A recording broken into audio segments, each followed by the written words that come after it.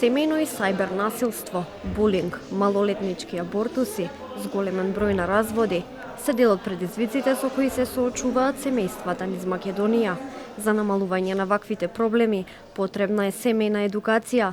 Ова беше заклучокот од денешната панел дискусија по повод Меѓународниот ден на семејството.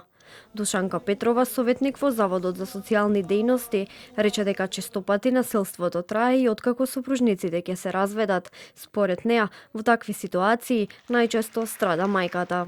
Има предмети каде што насилството се влече и трае постојано, посебно каде што имаме разводи.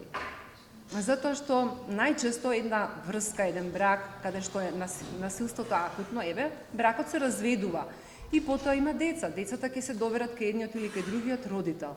Злоупотребувачкиот родител продолжува да малтретира и да злоупотребува жртва, мајката најчесто, па и децата преку тие контакти, преку тие видувања што се организираат, или преку носење на детето кога се предава детето на родителот, или пак кога се враќа назад и така натаму, или кога ќе се пренесува таква порака, мајка ти ваква, таква. Значи насилството продолжува и тогаш кога мислиме дека бракот се разделил и веќе не се во близина.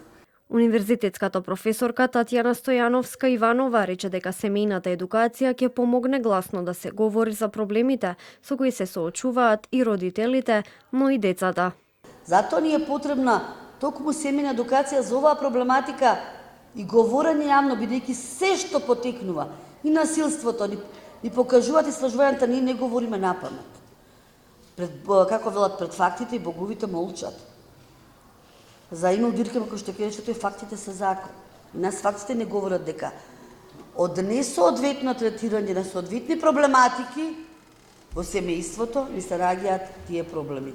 Го споменав насилството и често пати самите родители несвесно ги донесуваат за да тоа и такако се етаблира. Граѓаните пак се со поделени мислења. За дел од нив семејната едукација во новото модерно време е потребна, додека другите сметаат дека државата има долга семејна традиција и нема потреба од дополнителни едукации. Дали мислите дека е добро да се воведе семејна едукација? Па би требала за овај народ, богате. Семејна едукација, па зашто не имаме традиција, како дополнителна едукација. Излишно е за мен. Нема потреба. Па не е лошо да се воведе. Преку центрите за социјална работа да се воведат тие семејната пред стапување у брак. Меѓународниот ден на семејството се одбележува на 15 мај.